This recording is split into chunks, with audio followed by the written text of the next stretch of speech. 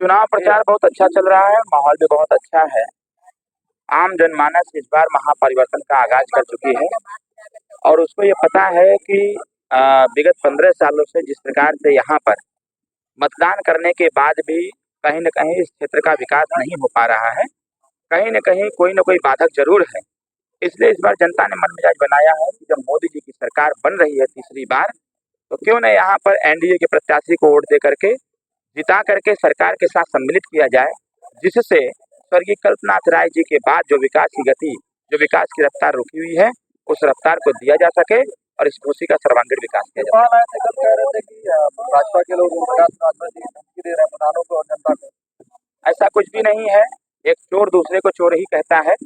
धमकी देने वाले लोग अगर आज पनाह की बात करते हैं तो पहले अपने खुद गिरेबान में झांक करके देखें।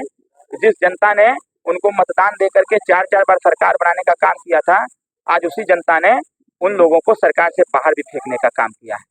और धमकी देने की प्रवृत्ति तो उन लोगों की जो धमकी देने की बात कह रहे हैं। अभी सैफई में, मैनपुरी में ऐसे तमाम वीडियोस वायरल हुए। इन लोगों ने क्या कहा था कि अरे वोट का समय आ गया है, जो वोट देगा वो भी सही, जो नहीं देगा तो वोट के बाद उसका हिसाब किताब होगा ना। ये परंपरा टूट नहीं रही है। लेकिन मैं उनको कहना चाहूंगा, पूर्वांचल है और पूर्वांचल के लोग स्वाभिमानी होते हैं। पूर्वांचल के लोग अशिक्षित नहीं है, जानकार होते हैं। आपकी भाषा को अच्छी प्रकार से समझते हैं और उसी बात को समझते हुए जनता ने निर्णय ले लिया है कि इस बार मोदी जी की सरकार तीसरी बार बनाएंगे और घोसी में प्रचंड वोटों से डॉक्टर अरविंद राजभर को चुनाव शरीक पर वोट देके जिताएंगे। जो बीजेपी के लोग हैं या आपकी पार्टी के लोग हैं या पुलिस वाले हैं, अगर गाली भी दे सपा के लोगों को तो एक तरीके से चुप रहिएगा और अपना एकदम मजबूती से वोट करिएगा। हाँ, वो सही कह रहे हैं ना। गाली तो देने का काम उन लोगों का है। गाली देना, धमकी देना, भ्रष्टाचार फैलाना, गरीबों की जमीन लूट लेना, ब्राह्मणों की हत्या करवा देना, ठाकुरों की हत्या करवा देना, तमाम तरह की चीजें। हम क्या क्या कहें। आज ऐसे लोग इस प्रकार की बात कर रहे हैं और भरे मन से इस बात को कह रहे हैं 1 तारीख तक इंतजार करिए। कहाँ इंतजार करेंगे 1 तारीख तक?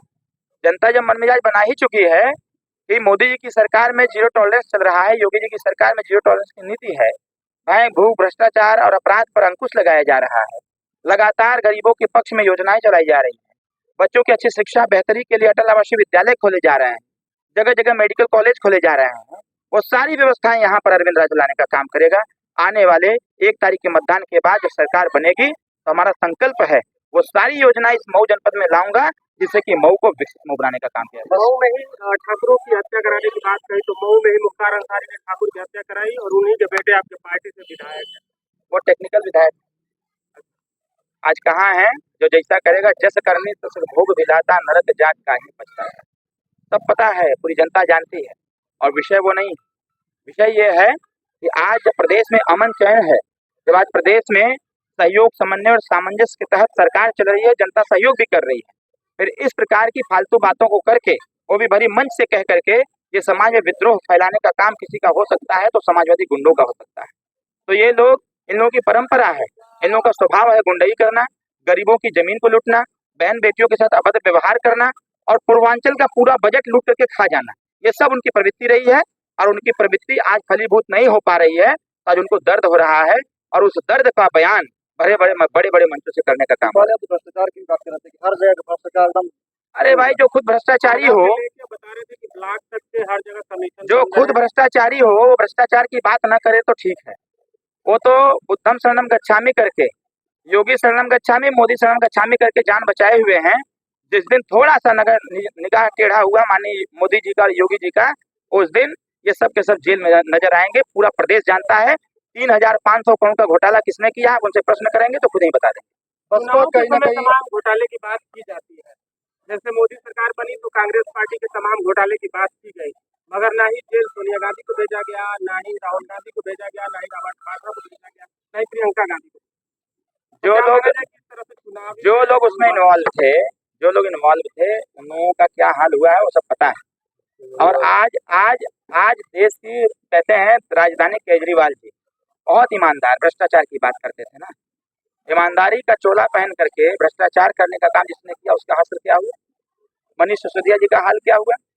संजय सिंह जी का हाल क्या हुआ? आधे से अधिक मंत्री जेल में हैं। जनता जानती है अच्छी प्रकार से, और एक समय आएगा वो भी अभी तो मोदी जी की तीसरी सरकार बनने जा रही है, अभी तो बड़े-बड़े काम बाकी हैं और अब ये लोग अपनी जान बचावें। जो लोग जनता की गाढ़ी कमाई को लूट करके अपना-अपना विकास करने का काम किए हैं, कोई 3500 करोड़ का, कोई 3600 करोड़ का, कोई 4200 करोड़ का घोटाला किया हुआ है। ये घोटाला करने वाले लोग जनता की गाढ़ी कमाई को लूट लिए, ऐसे लोग बच पाएँगे क्या? जनता है वो जानती है अच्छी प्रकार से और जनता प्रयासरत है कि इस घोषी लोकसभा में महापरिवर्तन का आगाज करे। अभी मैं क्या बताऊं आपको, प्रत्याशी महोदय बोलते हैं विपक्ष के कि हम टैक्स पे ही हैं। अभी उनका एक वो हमको लगता है अभी एक निर्वाचन आयोग में उन्होंने पूरा अपना ब्यौरा दिया है। उस ब्यौरे में आया हुआ है कि इनके खिलाफ टैक्स चोरी का मुकदमा पंजीकृत किया गया। अभी वो कहते हैं हम बाहरी हैं, अरविंद राजू को बाहरी कहते हैं। अरे हमारा भी उठा के देख लीजिए ना शपथ पत्र और उनका भी देख लीजिए। पूरे घोसी लोकसभा का एक भी उनका मकान नहीं। हमारा रसड़ा में केंद्रीय कार्यालय, मैं यहाँ का मतदाता हूँ और 2009 से यहाँ मतदान कर रहा हूँ। वो कह रहे हैं भ्रष्टाचार की बात, 5 करोड़ और 94 लाख का भ्रष्टाचार किसने किया है? जो इस देश का पैसा लूट के विजय माल्या चला गया विदेश, जाकर के वहाँ चानी काट रहा है, आ नहीं रहा है। विजय माल्या की हिस्से में किसने पैसा लगाया? बात करते हैं विकास की। अरे ये लोग विकास क्या करेंगे, ये लोग समाज का विनाश किए। बहन जी आई थी और उन्होंने साफ शब्दों में मंच पे कहा कि ना बीजेपी को वोट करे दलित समाज और ना ही सपा को करे। ये लोग दलित समाज को बहकाने का काम कर रहे हैं, उनके आने से कितना असर पड़ेगा? कोई असर नहीं है। दलित समाज भी अच्छी प्रकार से समझ रहा है कि आज जो केंद्र की योजनाएं हैं वो जाति और धर्म देख करके नहीं आ रही है। वो सारी योजनाएं हर समाज को पहुंच रही हैं, हर धर्म को पहुंच, हर गरीब को पहुंच रही है। तो जनता जानती है कि हमारा कल्याण कौन कर सकता है। 5 साल हो गया, 5 साल में पहली बार बहन जी आई हैं यहाँ पर। ये दलित समाज के युवा जान रहे हैं। आज दलितों पर जब आफत विपत आती है तो भारतीय जनता पार्टी एनडीए परिवार खड़ा होता है। जब दलितों पर कोई समस्याएं खड़ी होती हैं तो भारतीय जनता पार्टी, स्वयं भारतीय समाज पार्टी एनडीए परिवार खड़ा होता है। तब उनको मायावती जी नहीं दिखती। इसलिए वो भी समझ गया है कि हमारी हिस्सेदारी, हमारी भागीदारी की रक्षा सुरक्षा और हमारे साथ न्याय। भारतीय संविधान कहता है समता, स्वतंत्रता, बंधुत्व, न्याय। और भारतीय संविधान के निर्माता डॉक्टर भीमराव अम्बेडकर, बी.आर. अम्बेडकर साहब को आदर्श मान करके माननीय कांशीराम साहब ने पार्टी बनाया था। लेकिन उस समय की पार्टी में, आज की पार्टी में जमीन आसमान का अंतर हो गया है। हम जैसे लोग निचले स्तर पर जाकर के ऐसे लोगों के संरक्षण करने का काम करते हैं, सुरक्षित करने का काम करते हैं। तो इस बात को समझने की आवश्यकता है। मैं दलित समाज से आग्रह करूंगा कि अगर मोदी सरकार आपके संरक्षण की बात कर रही है, ये समाजवादी के लोग क्या बतियाएंगे? ये कह रहे हैं कि भारतीय संविधान खतरे में है, तो चुल्लू भर पानी डूब मरना चाहिए ऐसे लोगों को जो कहते हैं भारतीय संविधान खतरे में है। 7वें चरण का चुनाव चालू हो गया है, 1 से लेकर 6 तक चुनाव हुआ, कहीं पर कोई दंगा नहीं हुआ, किसी मतदाता का हाथ नहीं काटा गया, किसी बूथ पर कोई गोली नहीं मारा गया। आज भारतीय संविधान के मानक के अनुसार उत्तर प्रदेश में, देश में लोकसभा का चुनाव हो रहा है। संविधान देश का खतरे में नहीं है, संविधान समाजवादी पार्टी का खतरे में है।